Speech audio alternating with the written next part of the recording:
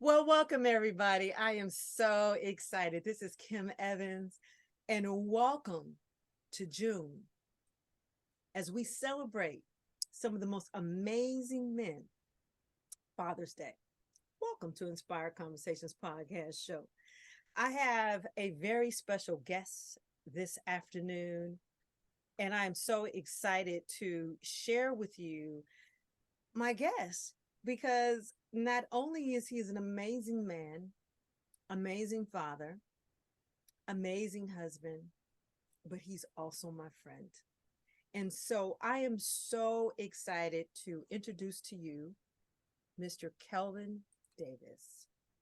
Mr. Kelvin Davis, take it away. Good afternoon, Kim, and thank you for having me. I am so excited to be here. I am thrilled that you asked me, little old Kel, to come on your show. Well, I couldn't think of a better gentleman to ask because, Kelvin, you represent a beautiful model of fatherhood, being a wonderful husband, a magnificent father of twins and one. So you have a total of three daughters. And I know all your daughters and I know your lovely wife. We actually been friends for over 30 something years. We met as freshmen at UC Berkeley. And I am honored to have you on my show. So I just want to say thank you. Number one, thank you for saying yes to be my guest on my podcast show. Well, you are very welcome, and I have to congratulate you on 27 years of Too Gorgeous. Now, I will probably blow some people's minds, but they need to understand that Too Gorgeous actually started as a vanity plate on a 1985 dark blue Ford Escort. My introduction to Too Gorgeous.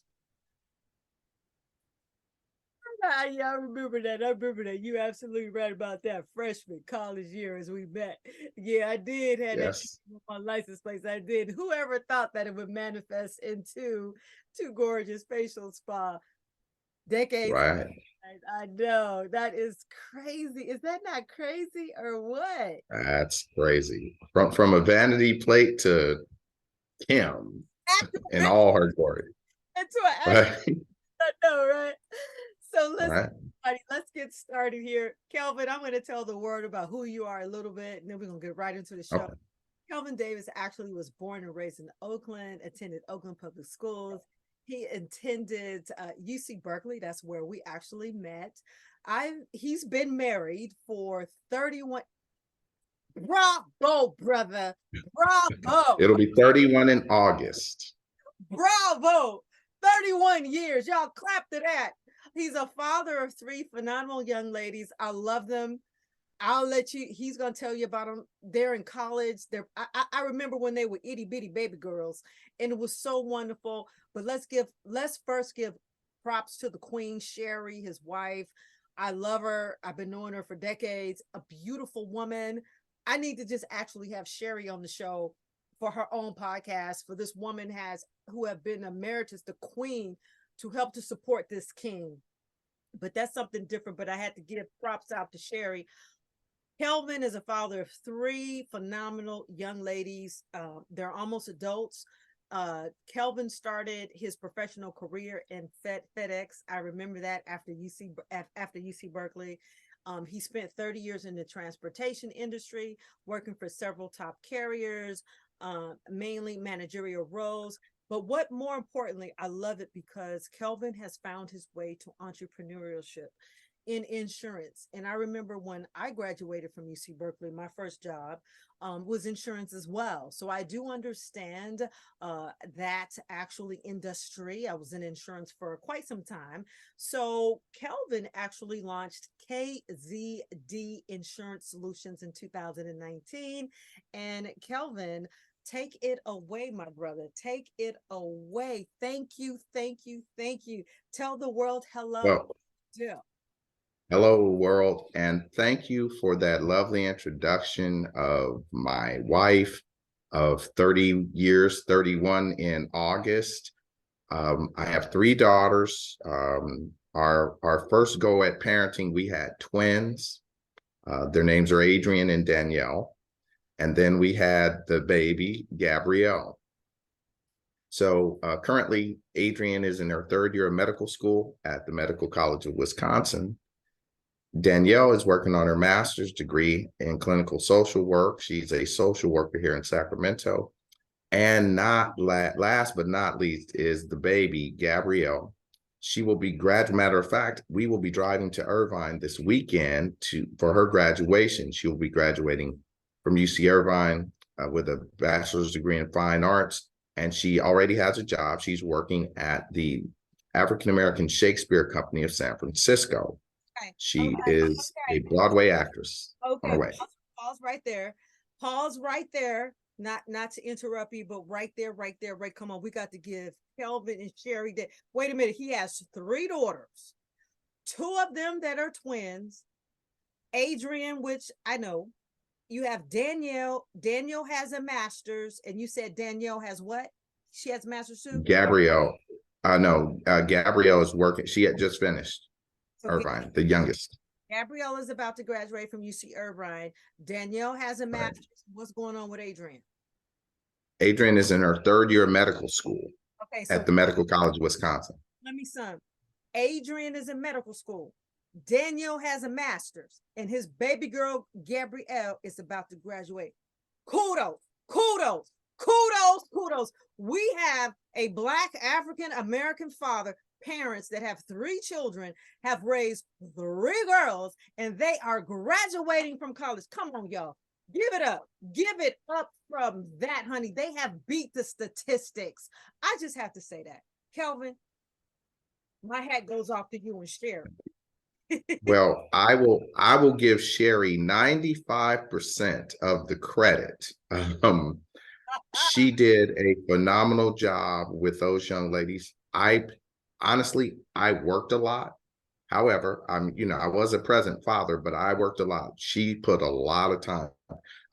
Sherry was a stay-at-home mom, which was a decision that we made before we even had kids. Wasn't a popular decision at first. She really wasn't going to go for that. But then we had twins, so that kind of settled that. So I love it. Sherry did a phenomenal job. Phenomenal. I helped a little bit. Oh, Paquito, I get you. But what I loved about what I remember, I love the fact that you and Sherry made a decision. You made a conscious decision to move from the Bay Area to move to Sacramento, where that you can have more real estate for the bang of your buck. And that was a very smart move. I remember that because I came out there to visit. Right. And I remember when you had bought your brand new home, you had your babies, and it's like, you know what, if we're going to do this, we need to be in a community and an environment to 1, we can afford, 2, that it can be safe, 3, that Sherry can nurture and to be able to actually help these young girls to be what they needed to be and to raise them up, as well as while you were working as well. So, it takes a team. It takes a team between a man and a woman to be able to have these kinds of decisive, to make these decisions on how families are to be raised. So, Kelvin, that's beautiful. Add to that. So we moved to Sacramento. I was an operations manager at FedEx at the time. A position became available, so we moved here. Shortly after getting here, we realized that it was not like the Bay Area as far as housing was concerned. And we saw what housing was going for here, and we were like, oh, we can actually afford a house.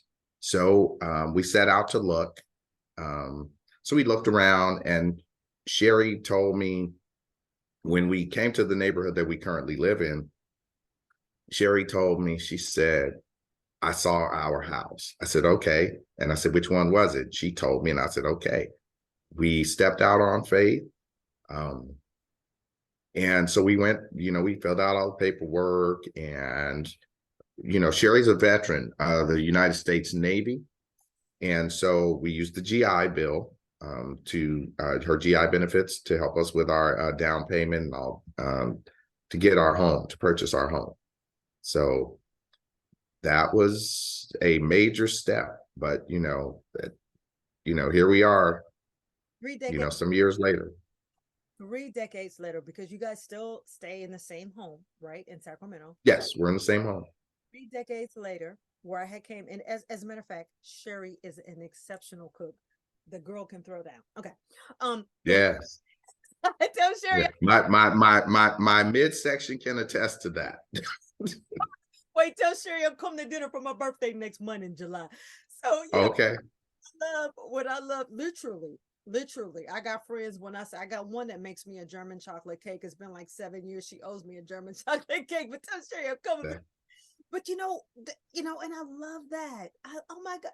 Oh, this is just okay, you guys. We are starting this Father's Day so juicy. Let's roll right through it because I got some good information that I want to share. So, Kelvin, let's get into the 7 roles of a father. The 7 roles of the father, as we know that the divine sets up, right?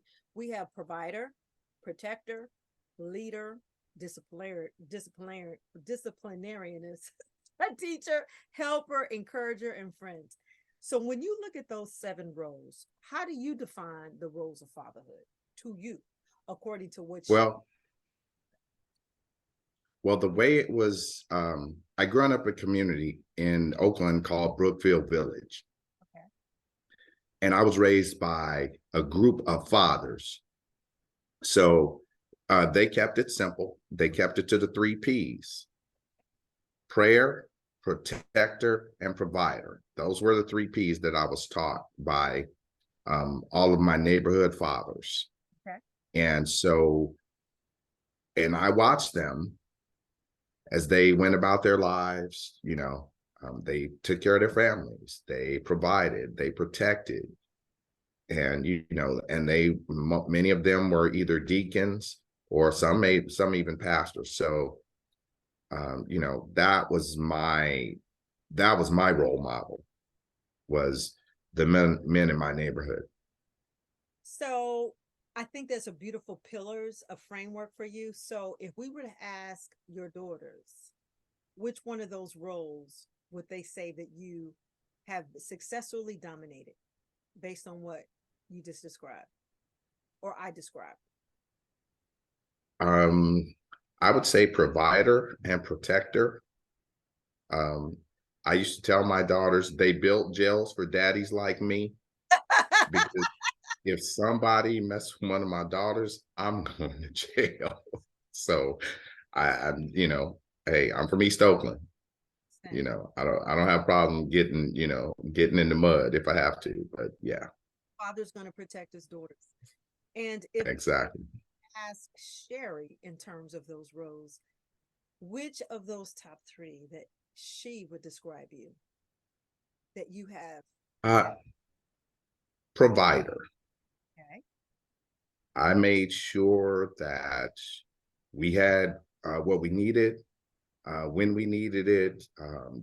Didn't matter to me what I had to do as far as work.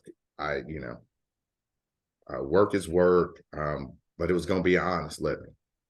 I love it. I love the way you say honest. Number 2. What's that? Your second one. What are the 3 that she would say describe in terms of the roles as a father for you that you have been able to successfully demonstrate? One is the provider. What would be the second? Right. Disciplinarian. Okay. Yeah, we did the it was, you don't want your daddy you don't want to deal with daddy. So that helped her, kind of keep them, a lot of things didn't get to me because they were just like, no, that's okay. We'll deal with mom's form of discipline, Provider, disciplinary, and then what would be the third one that Sherry say that you've been most successful as your role as a father? I would say encourager. I really encourage my daughters to get outside of their comfort zone, to use their gifts to to further themselves, but also to be able to help others. I love it. I love it. And just for the sake of difference, there are people that would describe that the roles would also be motivator, enforcer, encourager, trainer, and counselor. So I just wanted to also add that. So what I would also like to ask you, Kelvin, as far as roles of fathers and leaders and positive role models, let's get into that. Because I can see when you told me that you had these seniors and your mentors, they said, hey, the three P's. You said prayer, protector, and provider. Okay, cool. So in terms of yourself, what or who, first of all, who was your role model? Um, See, I'm not. See, that's what I'm telling you. I try not to. Let me loosen this tie. Let me loosen this tie a little bit. Different questions because we're getting ready to go a little bit deep. Let me loosen this tie a little bit. Let me. My role model was my father. Oh yes. Okay. All right. Okay. Um, I love it. my dad. We're gonna give you some time, brother. We're gonna give you some time. I just love it. So yeah. So my dad, Okay. It's all good. see, I told you I'll try not to choke up. But It's my dad, he was the kind of guy, he was a disciplinarian for sure. okay. And but the one thing was when it came to my mom, he was he was very loving, and he really, really well, they took care of each other. And so my dad was he was a longshoreman. Yeah, So a lot of days he would come home from work and his back would be hurting. My mom would run his bath water. I got you. Got you, brother. We got you. She bathed him, and then she'd take him in the room and she would rub his back with Bengay. Wow. Now, I hated the smell of Bengay growing up, right? Come home from school, house lit up with Bengay. But that showed me Yeah. what Yeah. and even well into their married years, they would walk around the neighborhood in the summer holding hands. And my dad was crazy about my mother. He bought her really nice cards all the time, and he would always sign them, "Your loving husband, George." And my mom actually has a photo album with all of the cards, years of cards in there. She still has that. So, and she's 91 years old. She has dementia. But if you ask her, she will tell you without equivocation that she is Mrs. George Davis. So, you know, so that was my role model. My dad worked. He didn't call in sick. I don't ever recall my dad calling in sick to work ever.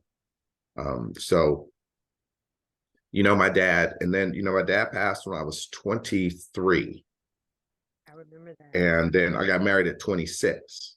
So then Sherry's dad, Sherry had one sister, and so he didn't have any sons. So when we got married and when her sister got married, he gained two sons. Yeah. And so then he would we'd go fishing. And oh my God, if I was working on the house and Pop stopped, I called my father-in-law Pop. Pop would stop by and he'd see me working on something. I turn around, here he comes, he got overalls, knee pads, and his toolbox ready to go. So he really, as an adult, he had a lot of influence on me, taught me how to do a lot of things around the house, saved me a lot of money. Um, we had a running joke when he would do something, he would tell us, he goes, "That'd be $1.98." That was his price, was $1.98. 98. I love it. So, I love it. I love it. so those were two, like I said, but in my neighborhood, there were men around who we respected, who, we didn't believe in, you'd have never met me if I'd have talked back to any of my friends' dad. You'd have never met me. You know what? So Something just important. It takes a village. And unfortunately, the youngins, where we are right now in this dispensation, in this era, we have lost all disrespect. It has become disrespectful. It takes a village. Back in the day, even with my grandmother, and my mom, my dad and my mom, and their mom and their dad. It's like it took a village to raise a family. And you just said, look at the mentors that you had growing up. Your father, your dad, the pillars of the men that was in your community and of your faith-based church. It's just like it's amazing. And unfortunately, a lot of young men do not have that today. So kudos for you to have had that, and that has instilled Right.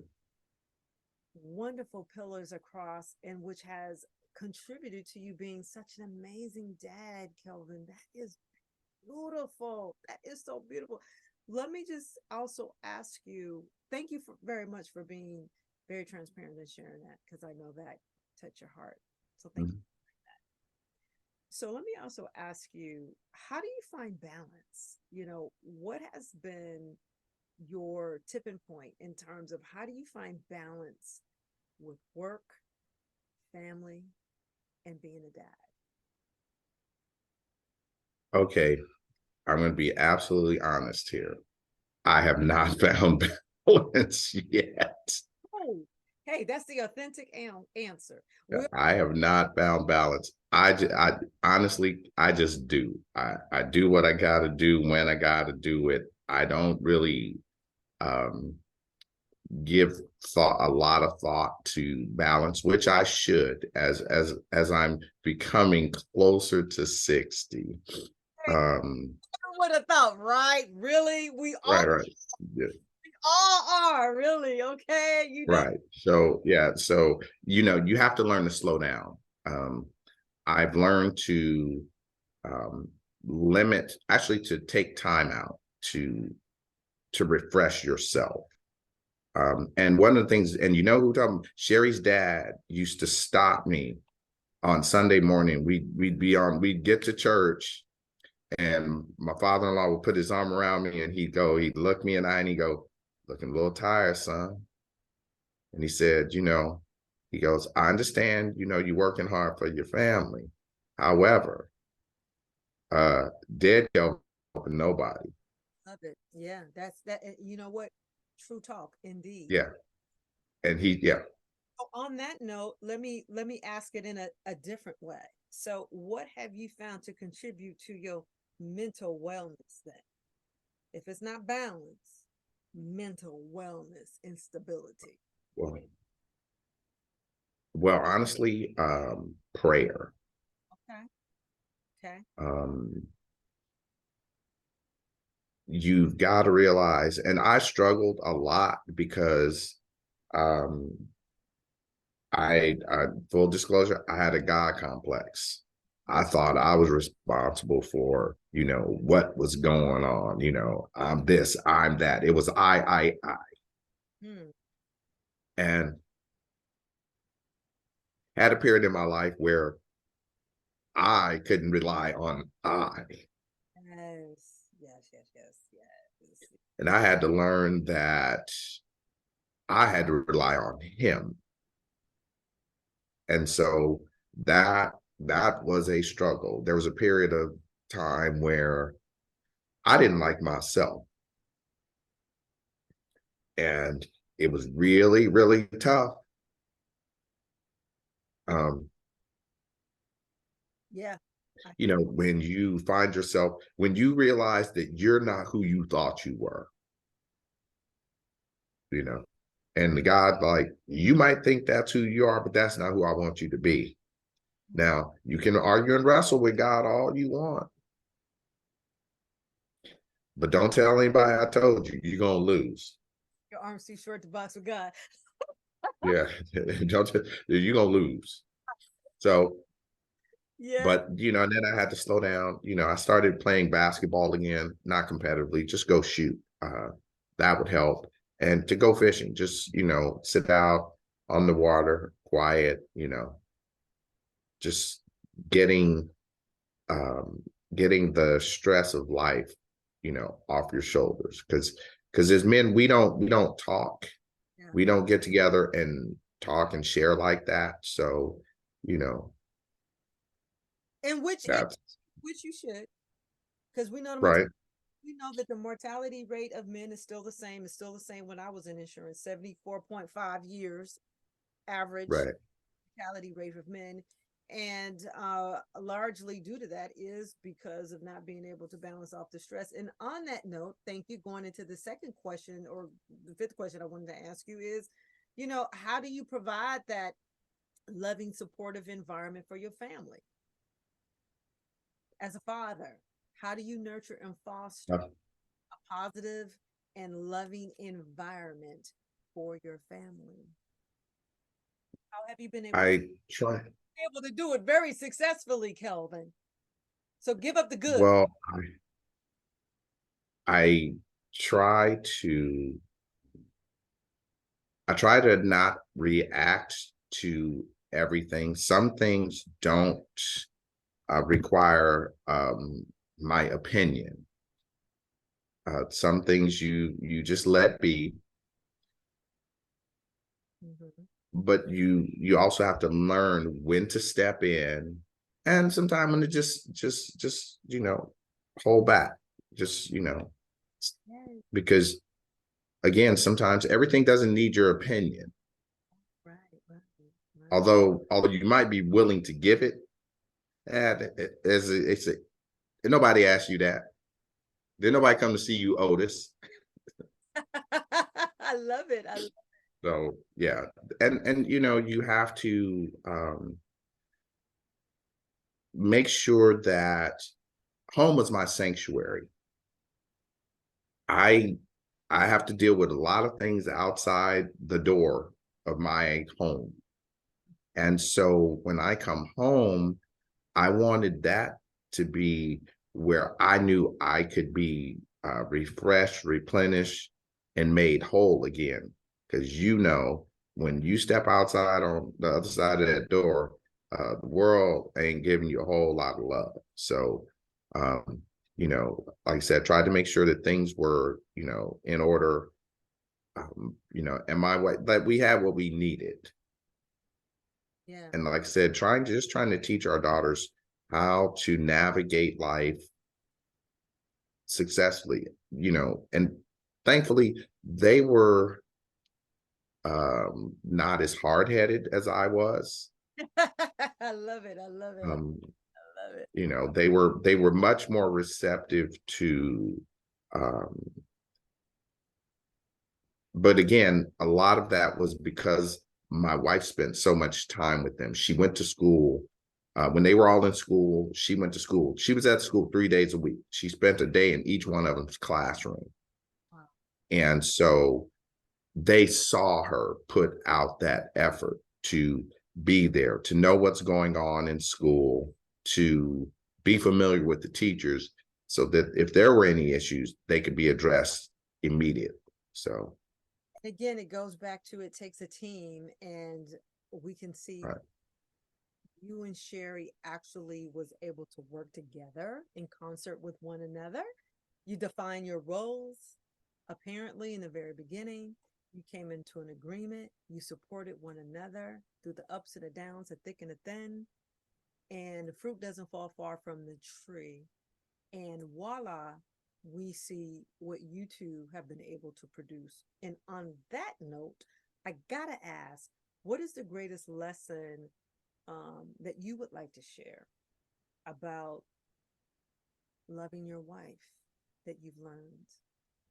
What one lesson But you would like to share on how you you have to learn um, what her love language is, because some people, if you're not speaking their love language, no matter what you do, mm, they're not feeling the love. And then you're confused. You're trying to figure out, well, I do all this, but you don't seem to feel like I love you because you're not speaking her love language. so my Some people's love language, I'm sorry. so my question would be, not to interrupt you because this is really juicy, this is really good. How long did it take you, or when did you learn Sherry's love language? What part or years in the marriage? Oh God. I don't remember the exact year. I do recall we were in a married couples class and we read the book, The Five Love Languages. Mhm. That's when the light went on. Okay. Because if you are a person who likes gifts, a person spending time with you doesn't do it. And if you're a person who embraces time spent together, gifts don't matter. Gucci, Birkin, it doesn't matter. I am so glad. She wants your time and your attention. Oh, and I'm so glad you mentioned that. Men need to know that. It goes both ways, though, is the women and the men. Right. Know both each other's love language. Because if you don't, you're like Frankenstein walking in the dark, walking in the woods. Right. Like, wow. So let me just ask you, when you finally found out what Sherry's love language was, did that change the trajectory of your relationship? Well, being the stubborn guy that I am, it took me a little bit, I slow walked it. The question is, once you finally figured it out, once you acted Well, yes. and once it was consistent, did that change the trajectory of your relationship? Oh, yeah, most definitely. Because then now we're speaking the same language. Butter bean. That's all I want to know. Butter bean. Butter Yeah, bean. now we're speaking the same language. That leads me to my next question. Then, how important is it providing emotional support and communication to your wife in a marriage? This is Father's Day. We need to talk about this. Come on. Oh, well, you have to understand that we all need a support.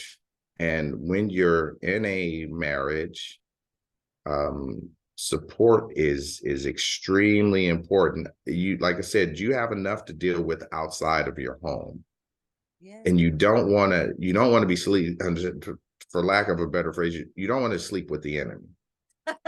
And so you That's have to make it to where you are there for one another. Like I said, I had a period of time where I didn't like myself. I was unhappy. And when you're not happy, you can't make someone else happy. And when you don't love yourself, you can't love someone else. right. Right. My wife was there. She saw me, she saw where I was, and at least she had the wherewithal to realize, okay, I can't help him. So she told God, she said, God, I'm going to need you to deal with him. Mm, mm. And she said, I'm going to play my position. I'm going to do what I'm supposed to do. But God, I need you to deal with him because he's outside my pay grade right now. So, I love this. See, this is why I love Sherry so much. I've always loved her from the very first day that I met her. See, she said something real key. She says, I'm going to learn how to play my position. And when we're talking about marriages, not being single, but marriages, mhm. not the scope of this is not the scope of what we're talking about, but it is a largely part of it. Women as wives got to know how to play their roles and play their positions. And thank you so much, Kelvin, for saying that. You got to learn Right. play your position. And And when she, oh my God, let's ring the bell. Let's ring the bell. well, like I said, she went to her source. She didn't try to change me. She didn't try to make me do anything. She saw where I was. She realized that I cannot help him. He out there on the island all by himself. Lord, go talk to that man. And, I'm glad she did because a lesser woman, well, I won't say a lesser woman, a different woman would have just left. She'd been like, you out there on that island, man. I'm getting on the boat. I'm going back to the mainland. I'll see you later. I But, she understood. That's one thing I would say about Sherry. She has an understanding. You know, of men, I will credit it to her being in the military and being around men of all different kinds and seeing men in their element. She had a different perspective because she saw men in their natural element, being men. And so there were some things that she realized that that's just the kind of stuff that men do. Not that it was right or that you accepted, but that's just kind of some of the things that men do. Yeah. So very, very wise woman, very wise woman. Let me also ask you, Kelvin, thank you for sharing that. If we were to ask all three of your girls and information, what would you say the top two things that they would say describe you as being a great dad?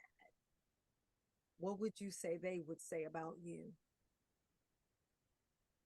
I would hope they would think I was funny, and that I did the best I could with what I had.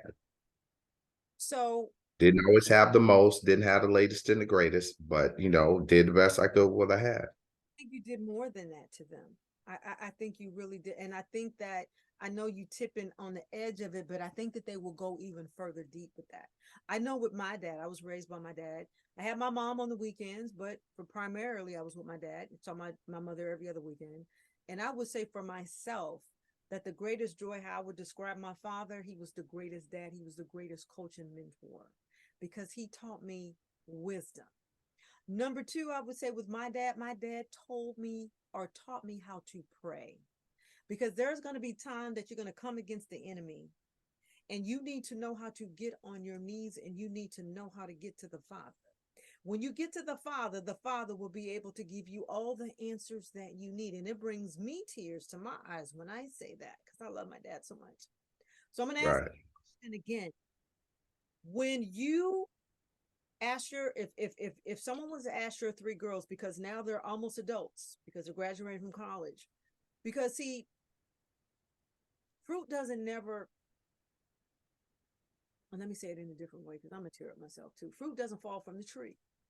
God said up a trials in the ways of the Lord. If you are faith believers, I'm talking about faith believers. If you're not, you might be in the universe, you might be somewhere else. That's beautiful too. We're all inclusive, we're not exclusive. And if you train up a child in the way that you go, they will never depart from it. And I know you and Sherry both are faith believers. But if we were to ask your girls two things and they was to say that what you have instilled in them to make them strong women from fathers, as we are celebrating Father's Day, what would those two things be?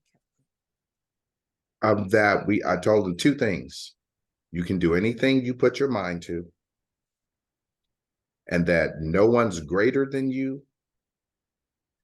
But by the same token, you're not greater than anyone else.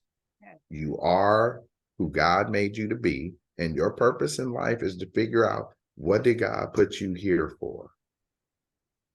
I love that. Now, my daughter Adrian, from the time we can remember, she has always been interested in the human body. Hence, she's working on being a doctor. Yeah. Gabrielle, she has been singing and acting, and she's been doing theater since kindergarten. She performed in a kindergarten play, and she has been performing from kindergarten.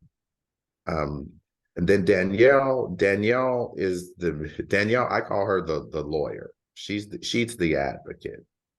And so I think when they were in middle school and they wanted to get Facebook. And so my wife told them, okay, I need you guys to write me an essay as to why we should let you have Facebook. So I come home from work and Sherry told me that's what she had told them. So I come home from work the next day and Sherry goes, the essays are on the desk. So I sat down, I read the essays, and I looked at Sherry. I said, okay, I can get Facebook. Now, I mean, and it was basic, it was nothing really profound. They're like, hey, Dad, this is just, it's like when you guys were younger and you wanted to be able to use the telephone. This is how we communicate.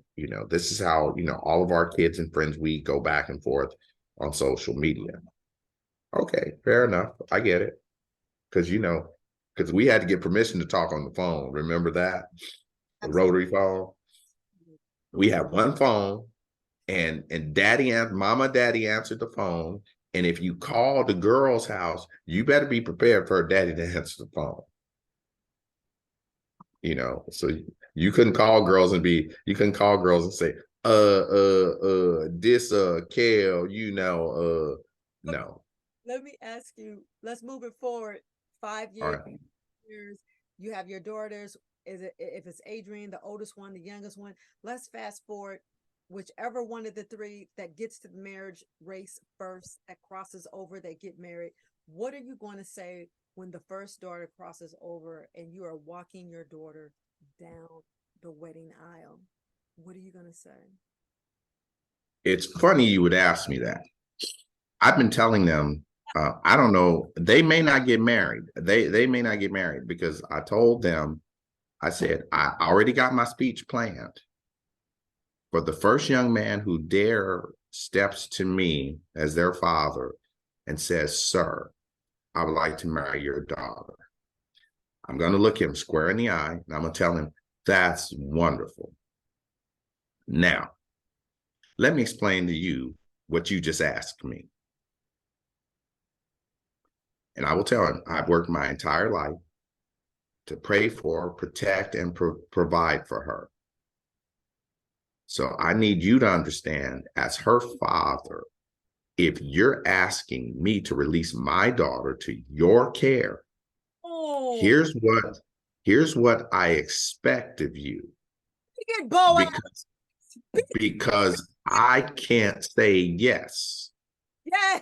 If you don't understand what I'm saying yes to, I need you to understand what you're asking me, and I need you to understand what my expectation is. And if that's not what you're willing to do, I'm gonna have to tell you no. I'm not trying to threaten anybody. I'm just letting you know. Okay, well, we and it's a very okay. Oh, and as my day coming, I didn't see that one coming. That was good. Let me tell you, that was good. And true story. When I went to ask Sherry's dad to marry her, he was in the backyard shooting his bow. He did archery. He was shooting his compound bow. And I came up to him, I said, Mr. Brown, I said, can I talk to you for a second? He said, sure. I said, Sherry and I have been dating, and, I think we want to move to the next level. I'd like to marry her. And he says to me, Kelvin, I've known you for a while. You seem to be a decent young man. He said, you have my blessing. And he says, there's only one thing. And I said, what's that, sir? He goes, never put your hands on her. And he turns around and he lets that bow go, bullseye. I'm serious, absolute true story. I love it. I think what's missing today, and a lot of our young girls as they transition, and why a lot of them are lost because of that. Thank God that you've had that, and that's beautiful. And look, hence 31 years, 3 decades later, 3 beautiful adult children, fully graduating, all 3 of them from college. Again, that's to his testament. Kelvin, let me go ahead as we close out the show. Get into insurance and tell us a little bit of what you do in your company, because subsequently out of FedEx, you did such a phenomenal job. You were with them for some decades, for a season of time. But what I love about what you're doing now, you into entrepreneurship, and you actually are insurance and financial planning. But more importantly, you actually have your own company. So share a little bit about KZD Insurance as we close out. Oh, sure. So originally, my wife used to always tell me that I spent a lot of time frustrated in corporate America. And my wife told me that I would never be happy until I owned my own business. I had no idea what that was. So one day after church, a friend of mine comes up to me. He says, just the guy I need to talk to. He said, the Lord had you on my mind. He said, make an appointment, come see me, make an appointment with my secretary, come see me, bring Sherry with you. So we went to talk to him, and he presented, to me, an opportunity to go into the insurance business. Sherry came, and Sherry was laughing because Sherry had, about 2 weeks prior to him saying that, Sherry told me, we were having that conversation, and I said, I have no idea what that business would look like. Sherry's words to me were, you know exactly what it is. You're just afraid. Now, one thing I say about my wife ain't scared of me. So she gonna tell me the truth, whether it hurts my feelings or not. But see, that's out of love. That's not out of malice. Okay, what kind of business is it? Did you decide? Is it disability? Is it life? Specifically, is it life? So life, disability, critical illness, some financial planning, primarily helping people prepare for retirement. I mean, we spend a lot of time accumulating the money in the accumulation phase. However, we don't realize what we should be doing during the distribution phase, because taxes will eat up a lot of your money, particularly 401k. Everybody has a 401k. In your insurance practice, I come from insurance industry. What are your top Mm-hmm. products that you sell the most of, or that you would like to share with how you can help people? Well, it depends. Okay. It depends. It depends on where they are. If it's a young couple, we talk about insurance, because, if you got a young couple with kids, you want to leave a legacy for your kids. If something happens to you prior to your kids becoming full adults. So we talk about insurance. Now, for people who are older, let's say like people in our age range, we talk about pre-retirement planning, because there's some things that you need to do and some things you need to know about Medicare, taxation and retirement. Sounds like your company offer a varied of services. So you have your financial planning services on one side, and then you have Right. health, disability, and I'm sure you have burial, and then long-term care. Do you also offer long-term care? Right. I don't do a lot of long-term care. Primarily, a lot of it, it's a lot of, at this age, if you didn't do it when you were young, it gets cost prohibitive at later ages when it's a thought. So, but I can. I actually partner with a gentleman. His company's called Williamson Financial Solutions. So he and I, in tandem, I primarily handle the life portion. He handles a lot of the financial planning. And so we work in tandem together. We work in the same office. And so we bounce business off of each other that way. So then how can someone get in contact with you if they wanted to have a dialogue or a conversation with you? You can reach me. You can reach me on my cell phone. It's on 24 hours a day, 916-203-0759. I have an office in the Sacramento area near Arden Mall. The address is 1111 Howe Avenue, Suite 530, and that's in Sacramento, California, 95825. Or you can reach me. You can reach me by email at KZD Insurance Solutions, all one word, at gmail.com. Okay. So I will also leave that information in the show notes. And Kelvin, as we close out, I think that's absolutely amazing. I just have one segue question as we close out the show. Is universal life still popular, or is it more whole life? Because I know when I was in insurance, universal life was the thing. So is it universal life, whole life, or has it become a new product now, in between, the better of the both worlds? Well, now the big product is indexed universal life. Universal life, yeah. Right. Yeah, it's still popular. It's, and the funny thing with insurance is it's kind of the best of term, and it's kind of like they took term and whole and they had a baby Together. Yes. Yeah, that's pretty much how I would characterize universal, because it has the flexibility, it has the cash value. And so it's kind of, if people don't know which want to use, you can go universal.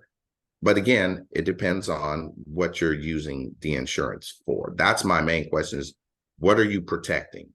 Exactly. That's how you make it the most sense. Kelvin, it Right. has been a pleasure. We are up with our time. I would like to just ask, is there any last minute expressions you would like to share or any tips you would like to share before we close out the show? I would just like to tell you thank you for having me. I hope I didn't cry too much. And congratulations on 27 years of Too Gorgeous. Like I said, I remember it being a license plate. And here we are many years later. And my girl made it happen Yes. and still making it happen. Still making it happen. Hey, we about to enter in our next. I'm so excited. So, Kelvin, I wanted to say thank you. Thank you to you. Thank you to your girls. Thank you to Sherry. Thank you for saying yes to be a guest. And God bless you. And I hope you have an amazing Father's Day. And I will be in Irvine. I will be in Irvine yelling loud when they call my daughter's name. is it this weekend? She's graduating this Yeah, weekend. it's this weekend. Yeah, it's Father's Day weekend. I mean, hey, You can't ask for a better gift that your daughter is graduating from college on Father's Day. So g- give my baby girl, my baby girl. congratulations to Gabrielle. So you guys, I just wanted to say thank you very much. Thank you, my guest Kelvin, for coming on today. You guys can reach us on Inspired Conversations podcast show. I am Kim Evans, owner of Too Gorgeous. You all, I just always like to start my podcast off with a blessing, but this time I'm going to end with a blessing. And I just wanted to just send a blessing out to all the fathers, single and married. May God continue to keep you, to protect you, to keep you to be the head over your home because God gives you that role. And men, you have a deep capacity and responsibility that God gives you as a father. And may all of you find your way to a divine comfort and continue to be the protector, continue to be the provider, to continue to be the disciplinary, and may joy and peace and abundance and health and prosperity reach all of you. And as we always say, as far as the east, as far as the south, as far as the west, as far as the north. Everyone that has listened to this podcast show, may you be inspired, transformed, illuminated, and motivated.